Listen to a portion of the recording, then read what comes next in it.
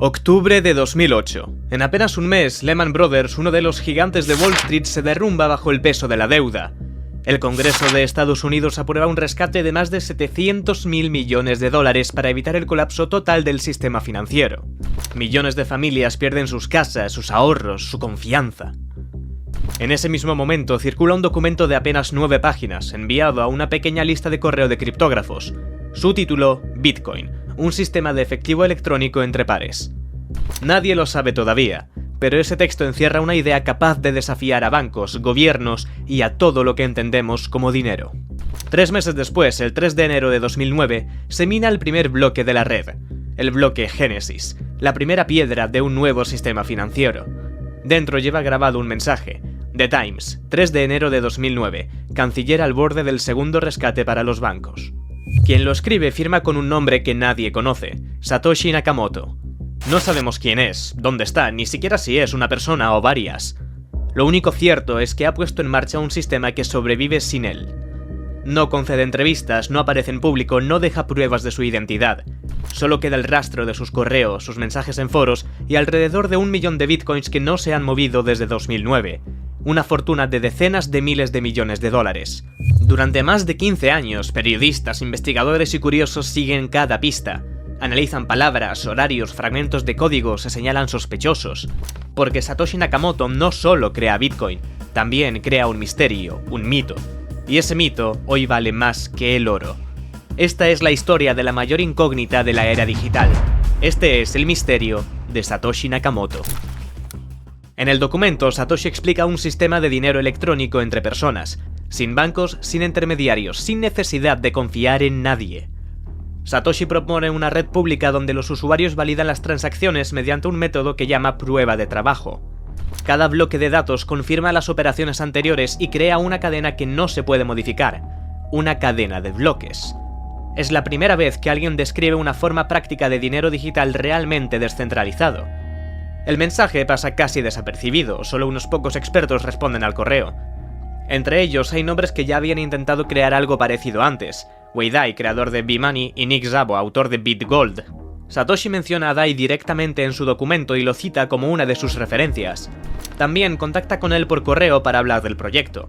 Satoshi también se comunica con otro programador, Hal Finney. Finney es un veterano del movimiento cypherpunk, defensores de la privacidad y la libertad digital. Es uno de los primeros en responder al mensaje original y se interesa por el proyecto desde el principio. Empieza a colaborar, revisa el código y hace pruebas con Satoshi. En enero de 2009, Satoshi publica la primera versión del programa de Bitcoin. Es la versión 0.1. El código se sube a SourceForge, una plataforma pública para desarrolladores. Ese mismo mes, Satoshi ejecuta el programa por primera vez. La red Bitcoin se inicia oficialmente. El primer bloque se mina el 3 de enero de 2009.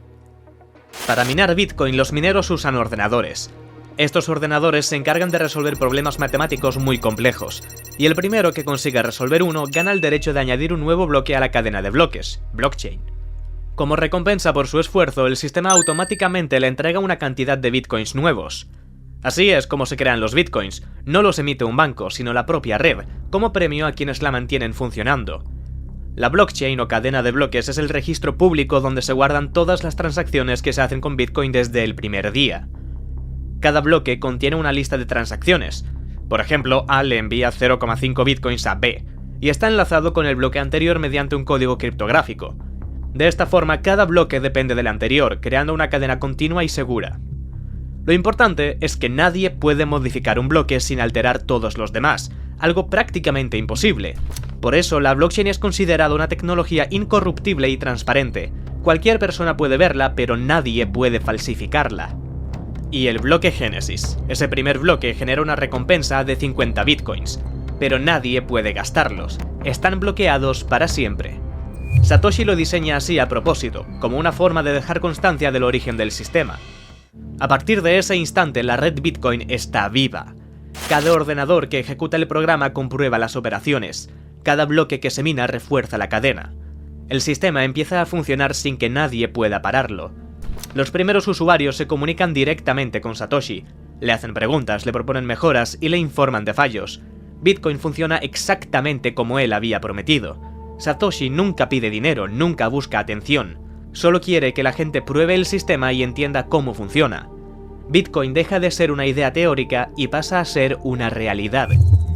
El 12 de enero de 2009, Satoshi Nakamoto hace la primera transacción de Bitcoin. Envía 10 Bitcoins a Hal Finney. Finney acaba de descargar el programa y se convierte en el primer usuario externo de la red. Esa operación confirma que el sistema funciona. 2 ordenadores intercambian valor sin pasar por ningún banco, sin intermediarios y sin fronteras. El dinero digital es real. Hal Finney lleva años trabajando con criptografía. Cuando lee el documento de Satoshi lo comprende al instante. Es una revolución. La relación entre ambos es puramente técnica. Satoshi envía mensajes, Finney contesta. Hablan sobre errores, sobre bloques, sobre mejoras. Todo por correo electrónico. En esos días, la red Bitcoin apenas tiene unos pocos nodos. Satoshi mina bloques desde su ordenador personal. Cada bloque genera 50 Bitcoins que aún no tienen valor real. No existen mercados, no hay compradores ni vendedores. Pero poco a poco la comunidad empieza a crecer. Programadores, criptógrafos y curiosos descargan el programa y se unen a la red. Satoshi crea un foro llamado Bitcoin Talk. Ahí publica actualizaciones, responde preguntas y debate sobre los principios del proyecto. En sus escritos se notan detalles curiosos. A veces usa palabras con ortografía británica, como color o favor. En otras ocasiones deja 2 espacios después de cada punto, una costumbre típica de quienes aprendieron a escribir con máquina de escribir. Son pequeños gestos, pero para muchos investigadores son pistas. Algunos creen que Satoshi es británico o que ha vivido en Reino Unido. Alrededor de Bitcoin se forma un pequeño grupo de colaboradores que creen en la idea y quieren mejorarla. Entre ellos están figuras como Gavin Anderson, Mike Hearn o Yasuo Haniech. Todos trabajan de forma voluntaria. Todos comparten la misma visión, que el dinero deje de depender de los bancos. En mayo de 2010 ocurre uno de los momentos más simbólicos de la historia de Bitcoin. Un programador llamado Yasuo Haniech compra 2 pizzas por 10.000 Bitcoins. Es la primera transacción comercial conocida con esta moneda. A día de hoy, ese pago equivaldría a cientos de millones de euros. En ese momento, un Bitcoin vale menos de una milésima de dólar. Pero a medida que el sistema empieza a consolidarse y la red crece, también lo hace el interés. Nuevos usuarios descubren Bitcoin. Los medios empiezan a hablar del proyecto y el precio comienza a moverse. Lo que antes era un experimento entre programadores empieza a convertirse en algo mucho mayor. Bitcoin comienza a salir de los foros y a entrar en el mundo real. Y sin que nadie lo perciba todavía, el creador del sistema que hizo todo posible empieza a mostrar señales de que su papel está llegando a su fin. Los mensajes de Satoshi tienen horarios de publicación que también hablan por sí solos.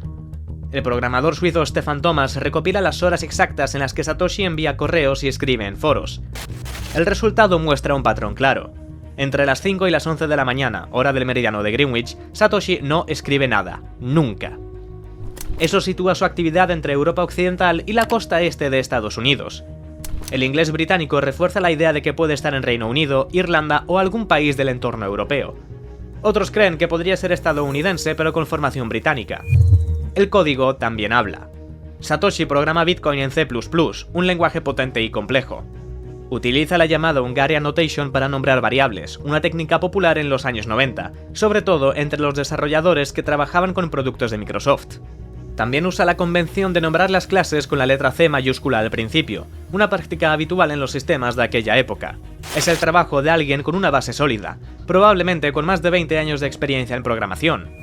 Si escribe ese código en 2008 y lleva al menos 2 décadas programando, su edad ronda los 40 o 50 años en ese momento. Hoy debería tener unos 60.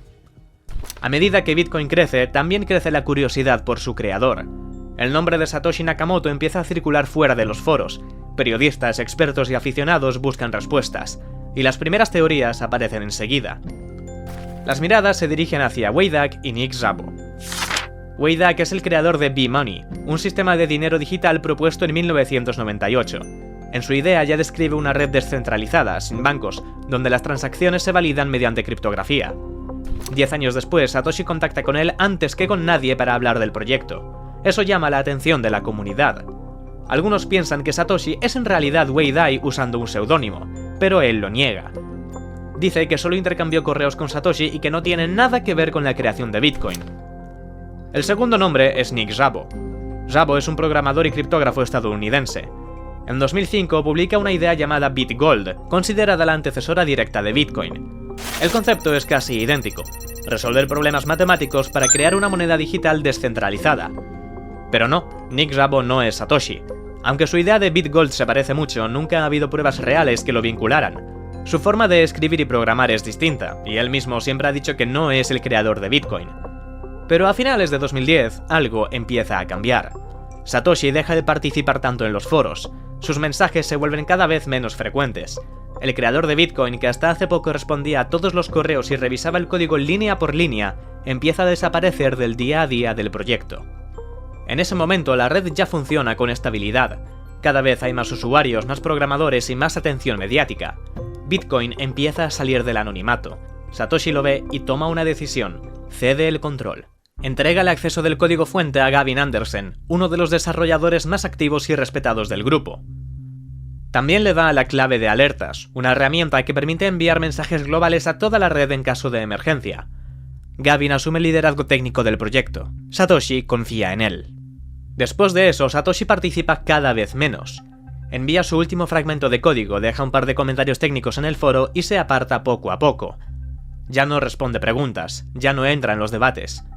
El 23 de abril de 2011 llega su último correo: me he dedicado a otras cosas. Bitcoin está en buenas manos con Gavin y con todos. Ese es el final. Después de ese mensaje, Satoshi Nakamoto desaparece. No vuelve a escribir, no vuelve a publicar, no vuelve a contactar con nadie. Durante las semanas siguientes los desarrolladores continúan trabajando. El proyecto avanza, la red crece. Sus perfiles y las direcciones de Bitcoin inactivos.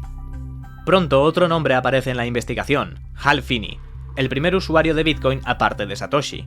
El hombre que recibe la primera transacción, 10 Bitcoins. Finney es un programador brillante y una figura muy respetada entre los cypherpunks. Trabaja durante años en sistemas de seguridad y criptografía avanzada. El periodista Andy Greenberg de Forbes decide investigarlo. Greenberg contacta con Finney, revisa sus correos con Satoshi y encarga un análisis lingüístico profesional a la empresa Yuolan Associates. El estilo de escritura de Finney es el más parecido al de Satoshi entre todos los candidatos analizados hasta ese momento. Las semejanzas son claras, tan claras que algunos piensan que Finney podría ser el verdadero autor. Pero después de revisar la cadena de bloques, se confirma que Finney recibió realmente los 10 bitcoins de Satoshi, conserva los correos originales y su historia encaja perfectamente. Hal Finney colabora, ayuda y demuestra que no es el creador. En 2011, el periodista Adam Pennenberg encuentra una pista. 3 hombres, Neil Ray, Vladimir Oxman y Charles Bray, registran una patente en 2008 con la frase "computationally impractical to reverse", la misma que aparece en el documento original de Bitcoin. 3 días después, registran el dominio bitcoin.org, el mismo dominio que usará más tarde Satoshi. Cuando los periodistas los contactan, los 3 niegan cualquier relación con Bitcoin, dicen que es solo una coincidencia, y no se vuelve a saber nada más de ellos. En 2013, el informático Ted Nelson propone otra teoría. Asegura que Satoshi podría ser Shinichi Mochizuki, un matemático japonés conocido por sus trabajos en teoría de números. Su argumento se basa en el nivel técnico del documento y en el uso de referencias matemáticas avanzadas. Mochizuki lo niega enseguida y se desvincula totalmente del tema. La prensa empieza a publicar nombres sin parar: Vice, Wired, The Guardian. Algunos mencionan a Gavin Andersen, el desarrollador al que Satoshi deja el control del proyecto. Otros señalan a Jed McCaleb, fundador de MTGOX, o incluso a agencias gubernamentales. En los foros también aparece el nombre de Dustin Trammell, un experto en seguridad informática que reconoce haber sido de los primeros en usar Bitcoin, pero niega cualquier vínculo con Satoshi. Incluso un grupo de matemáticos israelíes intenta relacionar a Satoshi con Ross Ulbricht, creador de Silk Road, basándose en el análisis de las transacciones de la red. Nada encaja, nada se prueba. Durante esos primeros años, cada pista parece convincente, cada teoría parece tener sentido, pero ninguna se mantiene. En total, Satoshi contiene cerca de 1 millón de bitcoins. A precios actuales, eso equivale a más de 60.000 millones de dólares. Es una de las mayores fortunas del mundo. Y aún así, nadie la toca. Ni una sola transacción, ni un solo movimiento desde 2009. Las direcciones siguen vigilándose todos los días. Cualquier transferencia desde una de ellas sería noticia mundial. Pero nunca ocurre. El dinero sigue ahí, inmóvil, dormido. ¿Decidió no gastar sus monedas por principios, por ética, por precaución? ¿O simplemente ya no puede hacerlo? ¿Sigue Satoshi vivo? Marzo de 2014. El mundo por fin ha encontrado a Satoshi Nakamoto. La revista Newsweek publica una portada explosiva. Hemos encontrado a Satoshi Nakamoto. La autora es la periodista Leah McGrath Goodman. Su investigación apunta a un hombre real, un ingeniero jubilado que vive en California. Su nombre completo, Dorian Prentice Satoshi Nakamoto. Goodman afirma haber resuelto el mayor enigma de Internet. Describe a Dorian como un hombre reservado, inteligente y con experiencia en proyectos de defensa militar. Tiene estudios en física y una carrera en ingeniería informática. Y lo más llamativo, su nombre legal es exactamente el mismo que el del misterioso creador de Bitcoin, Satoshi Nakamoto. En la entrevista, Goodman le pregunta directamente por Bitcoin, y él responde: "No estoy involucrado en eso. Bitcoin está en buenas manos". Una frase idéntica, palabra por palabra, a la que el verdadero Satoshi había enviado a Gavin Andersen 3 años antes. Dorian Nakamoto se convierte en el rostro del misterio más famoso del mundo, pero algo no encaja. Pocas horas después, Dorian concede una entrevista más larga. Asegura que no tiene nada que ver con Bitcoin, que nunca había oído hablar del proyecto, que ni siquiera sabía lo que era hasta que los periodistas llamaron a su puerta.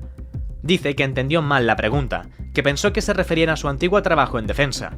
Ese mismo día, mientras los medios siguen hablando de Dorian, ocurre algo aún más sorprendente. En el foro de la Fundación P2P aparece un mensaje firmado por el verdadero Satoshi Nakamoto. Dice de forma breve y directa: "No soy Dorian Nakamoto". El verdadero creador de Bitcoin, desaparecido desde 2011, reaparece solo para negar su identidad. Después, vuelve a desaparecer. Nadie sabe desde dónde escribió, nadie entiende cómo consiguió acceder a su antigua cuenta. Solo queda ese mensaje, y nada más. El caso Dorian Nakamoto se derrumba en cuestión de horas. Años después, en 2015, Bitcoin ya es un éxito mundial. Miles de personas lo usan, su precio crece, y los medios empiezan a hablar de él como el dinero del futuro. Sin embargo, ese éxito trae un gran problema. La red no puede procesar tantas transacciones a la vez. El principal reto pasa a ser cómo escalar Bitcoin, es decir, cómo hacerlo capaz de manejar más usuarios y más operaciones por segundo sin perder seguridad. Hay que recordar que cada bloque de la blockchain de Bitcoin tiene un tamaño máximo de 1 megabyte. Dentro de ese megabyte se almacenan todas las transacciones pendientes de ser confirmadas. Cuando la red era pequeña, ese límite no suponía ningún problema.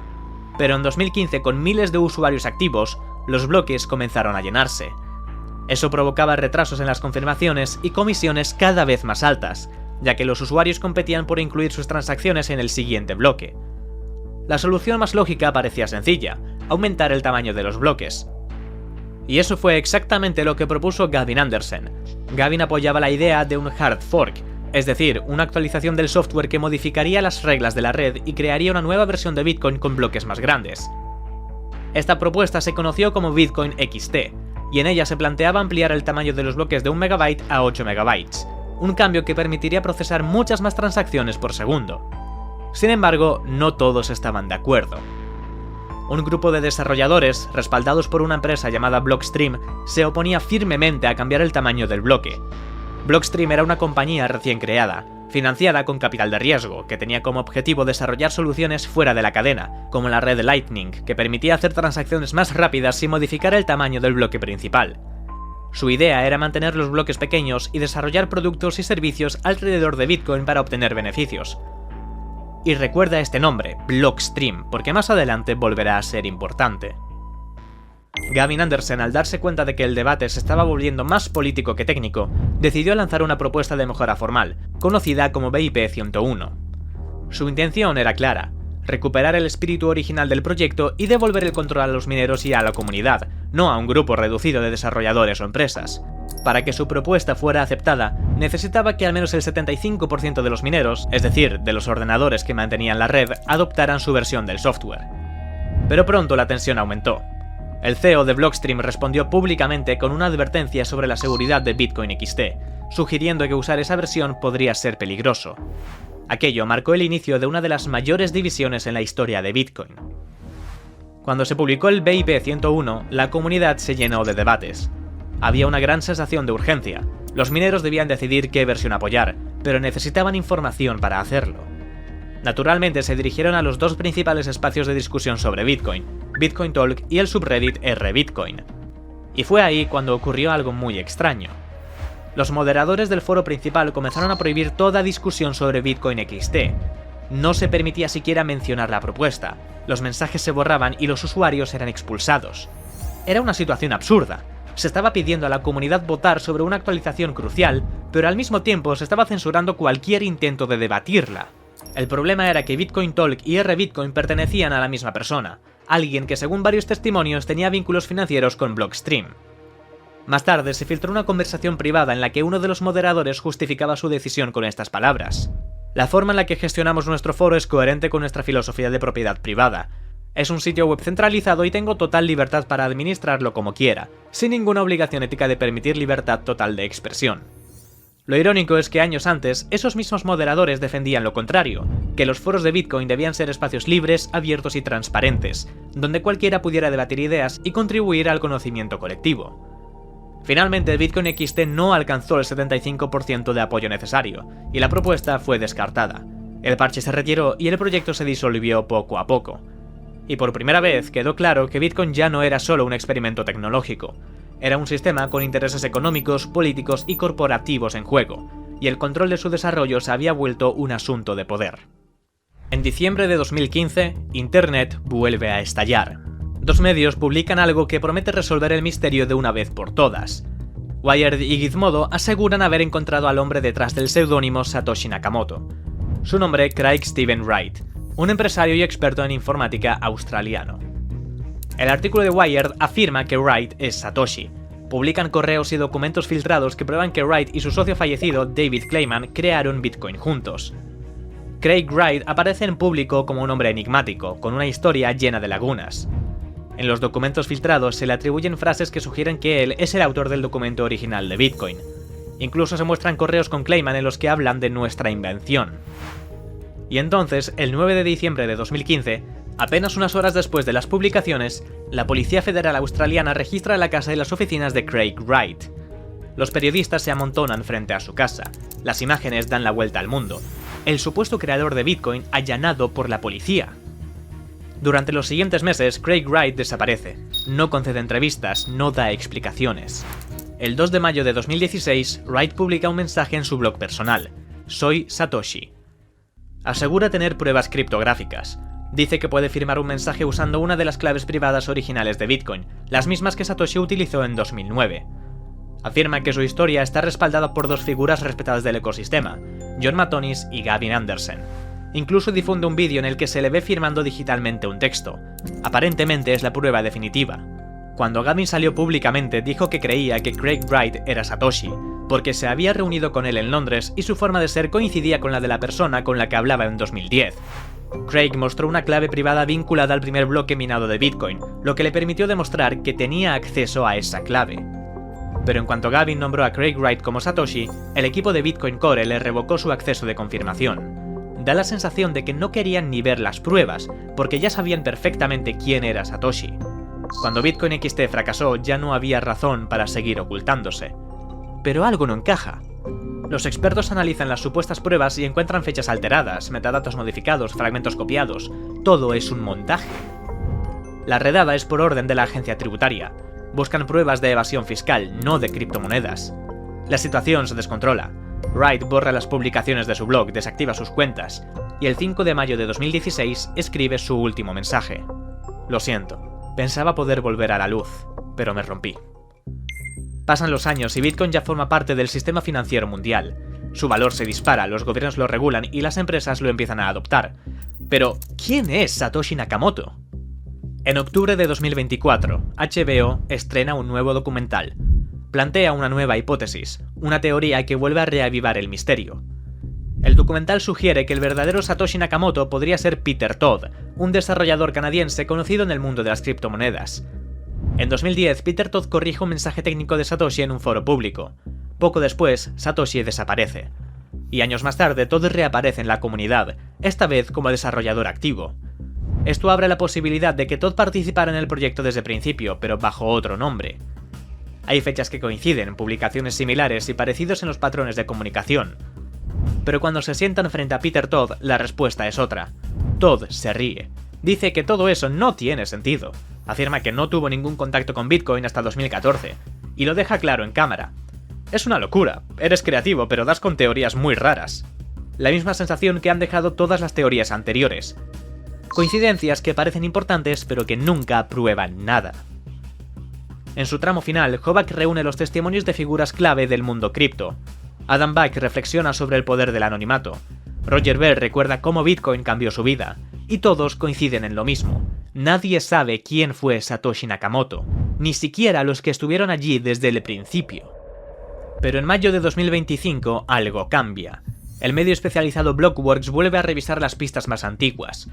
Su punto de partida es un detalle que siempre ha estado ahí, pero que pocos habían examinado a fondo. La fecha de nacimiento que Satoshi escribió en su perfil público, 5 de abril de 1975. A primera vista parece una fecha cualquiera, pero para los expertos no lo es. El 5 de abril de 1933, el presidente Franklin D. Roosevelt firma la Orden Ejecutiva 6102, que obliga a los estadounidenses a entregar su oro al gobierno. En 1975, esa ley se anula y los ciudadanos recuperan el derecho a poseer oro. Satoshi elige esa fecha exacta, una manera de decir que Bitcoin es el nuevo oro, libre del control estatal. Pero el artículo va más allá. Satoshi Nakamoto vive en la red, pero no deja huellas. No hay fotos, no hay registros, no hay metadatos personales, nada. Blockworks lo describe como un fantasma digital, un hombre que envió dinero en efectivo por correo postal para registrar el dominio bitcoin.org, eligiendo una empresa que destruía los datos de sus clientes.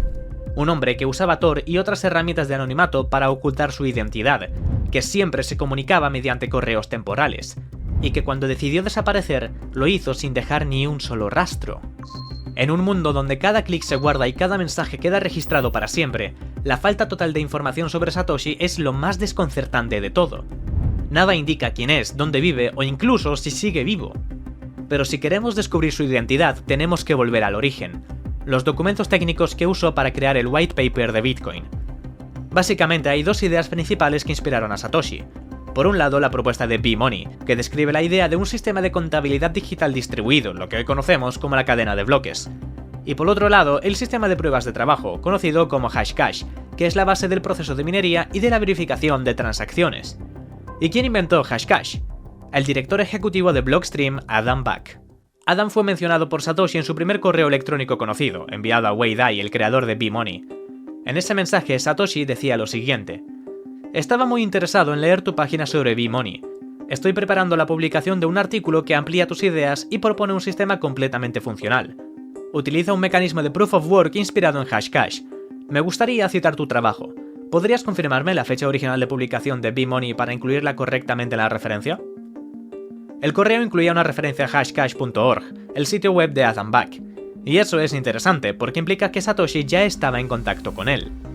Sin embargo, no hay constancia de ningún intercambio de correos entre Satoshi y Adam. Eso es raro porque tenemos correspondencia entre Satoshi y prácticamente todos los demás colaboradores, menos con él. Y cuando le han preguntado directamente, Adam siempre ha dicho que eliminó o destruyó cualquier prueba. La propuesta de B-Money pasó casi desapercibida en su día. Apenas se discutió en la lista de correo de criptografía. Hubo solo 9 hilos y 2 de ellos trataban sobre enlaces rotos. Era un documento tan poco conocido que el único que realmente escribió sobre él fue Adam Back. Wei Dai fue quien creó B-Money, pero fue Adam quien lo copió en la lista de correo y pidió comentarios. En ese intercambio, Adam explicó básicamente todo el concepto. B-Money sería un sistema de dinero digital basado en una contabilidad distribuida, relacionado directamente con Hashcash. El anonimato derivaría del uso de seudónimos, y la creación de valor se lograría quemando tiempo de CPU, tal como se hace en Hashcash. Adam tiene un doctorado en sistemas informáticos distribuidos, justo el tipo de conocimiento necesario para construir una red descentralizada como Bitcoin. El código de Bitcoin fue escrito en C++, y Adam domina ese lenguaje a la perfección. Hay que recordar que Satoshi Nakamoto no solo fue un programador, sino un inventor, creó una nueva tecnología desde cero, y Adam Back encaja perfectamente en ese perfil. De hecho, durante años presentó varias patentes cada año hasta abril de 2005, y luego de repente desapareció. No volvió a publicar nada ni a aparecer en ninguna lista de correo hasta marzo de 2010, justo un año después del lanzamiento de Bitcoin. Pero mira lo que pasa alrededor de 2007, justo cuando Satoshi empieza a trabajar en Bitcoin. Si entras en la página de Wikipedia de Adam Back que él mismo editó, verás que actualizó su información para incluir su interés por la privacidad y el dinero electrónico. Curiosamente, justo en la época en la que Satoshi comenzaba a desarrollar Bitcoin. Si miramos más de cerca, el estilo de escritura de Satoshi coincide con el de Adam. Satoshi escribía en inglés británico, siempre con doble espacio después de cada punto, y Adam Back en sus textos antiguos también lo hace. Ambos son británicos, ambos usan esa misma forma de escribir. Y si recuerdas, Satoshi dejó un mensaje político en el bloque Génesis de Bitcoin, una referencia directa al titular del periódico The Times del Reino Unido. Y adivina qué, Adam Back también es conocido por dejar mensajes políticos en su código, y además creció en Londres, donde se distribuía The Times. Otra coincidencia es que Satoshi no tenía grandes conocimientos de diseño web. Recibió ayuda para crear los primeros foros de Bitcoin de parte de un usuario llamado Marty Malmi. Pero si ves la primera versión de Bitcoin.org diseñada por Satoshi, es increíblemente minimalista. Ahora compara eso con el sitio web de Hashcash.org, la página de Adam Back. El diseño es casi idéntico, simple, funcional, sin adornos. Además, Satoshi admiraba a Hal Finney. ¿Y sabes quién más lo admiraba? Adam Back. Y hay algo más curioso. Blockstream, la empresa que cofundó, recibió más de $100 millones en financiación para impulsar el desarrollo de Bitcoin, pero Adam nunca ha escrito ni una sola línea de código para Bitcoin Core. Entonces, ¿cómo es posible que esos inversores confiaran tanto en él y en su equipo para desarrollar algo en lo que nunca habían trabajado directamente? O bien son los inversores más ingenuos del mundo, o saben algo que nosotros no. Adam se unió finalmente a los foros de Bitcoin el 17 de abril de 2013. Casualmente, ese mismo día se publicó un artículo titulado La merecida fortuna de Satoshi Nakamoto, donde se revelaba por primera vez la cantidad estimada de bitcoins que poseía Satoshi. En su primer mensaje en el foro simplemente empezó dando órdenes y corrigiendo información técnica en la wiki de Bitcoin. Pocos días después, alguien compartió el artículo sobre la fortuna de Satoshi, y Adam respondió: "Bueno, eso es un desafortunado error de privacidad.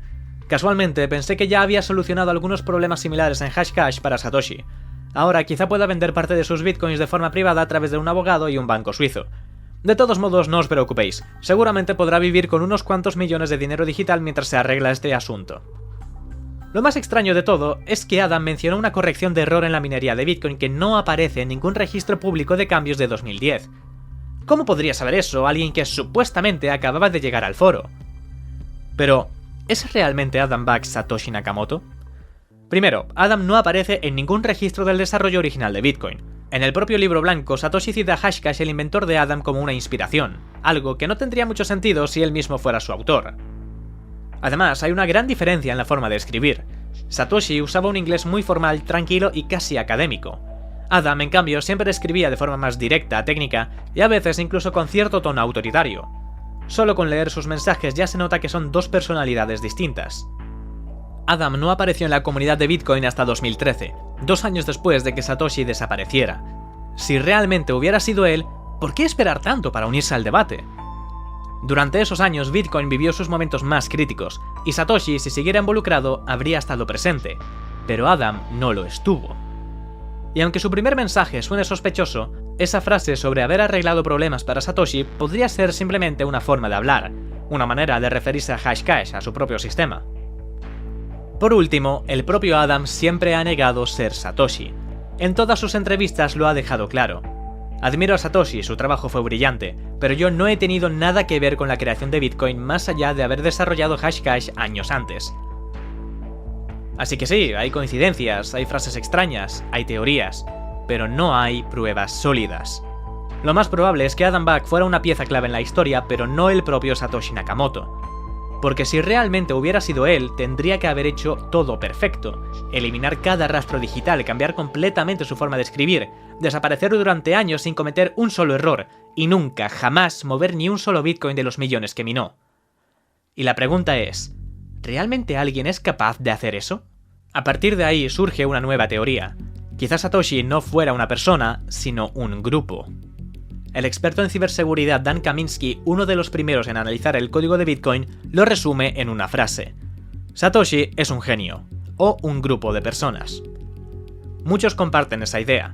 El nivel técnico del código, su precisión matemática y la velocidad de desarrollo son tan altos que cuesta creer que un solo individuo lo hiciera todo. Pero si Satoshi es un grupo, ¿cómo es posible que ninguno haya hablado? ¿Cómo es posible que durante más de 15 años nadie haya filtrado una prueba, un correo o un fragmento del código original? La respuesta sigue siendo la misma: silencio. Sea una persona o un grupo, la huella es la misma, mínima, precisa, inalcanzable. Satoshi Nakamoto sigue siendo un nombre sin rostro, un creador que desaparece justo cuando el mundo empieza a mirar, y de alguna manera, esa ausencia se convierte en su mayor logro. Bitcoin ya no es solo una idea, es una realidad. Hoy se utiliza en más de 190 países, mueve cientos de miles de millones de dólares al año y está integrado en bancos, empresas y gobiernos. Lo que comenzó con un documento anónimo en 2008 ahora forma parte del sistema financiero mundial. Y lo más sorprendente es que todo sigue funcionando sin la persona que lo creó. Satoshi Nakamoto logró lo que nadie había conseguido antes, que la confianza no dependa de una persona, sino del código. Pero mientras todo eso ocurre, las direcciones atribuidas a Satoshi Nakamoto permanecen intactas. Esa fortuna dormida se ha convertido en parte del mito. Pero no sucede, ni una sola moneda, 0 movimientos desde 2009.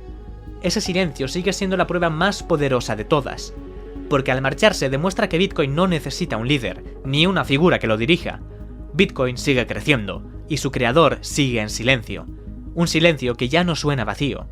Suena intencionado, como si fuera su última lección, que el poder real no está en ser visto, sino en crear algo que siga existiendo sin ti.